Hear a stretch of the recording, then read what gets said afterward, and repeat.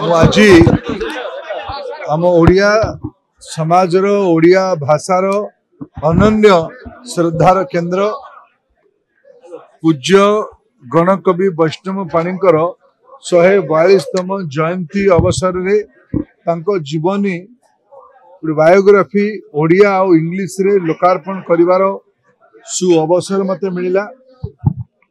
गत काली माननीय प्रधानमंत्री तांकर 3 दिनिया ओडिशा गस्त अवसर रे गोटे महत्वपूर्ण कथा कहिसंती। 2036 जितले ओडिशा 100 वर्ष पालन करिवो निजर जन्मर भाषा भित्तिक राज्य भावे 100 वर्ष पूर्व प्रधानमंत्री भावे सी निजे कहिले जे आमे ओडिशा को एक वैश्विक मान्यता आड़कू नबा। ओडिशार सबु नागरिक मानकु से आह्वान करले समस्ते निजर दायित्व निर्वाह करंतु जे 36 मसीहा सुधा सेमाने कौन करिवे।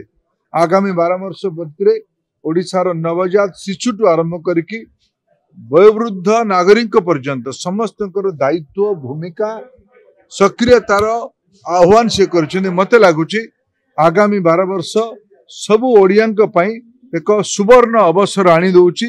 ओडिया भाषा संस्कृति ओडिया जातिर एक पुनः परिचय तैयारी करबा पई एक नवजागरण तैयारी करबा पई जितले मु गणकवि वैष्णव पाणीकर विचार रे ताको अनुभव करूची जे गणकवि वैष्णव पाणीकर विचार आज भी केते लोकादृत होची केते मनमोहक अछि केते संस्कार धर्मी अछि। मु अत्यंत गौरवान्वित ए प्रकार उत्सव आसिक। जदि आपंको आम भिडियोटी भल लगिला तेबे आम चैनल को लाइक शेयर और सब्सक्राइब करने को जमा भी भूलंतु नहीं।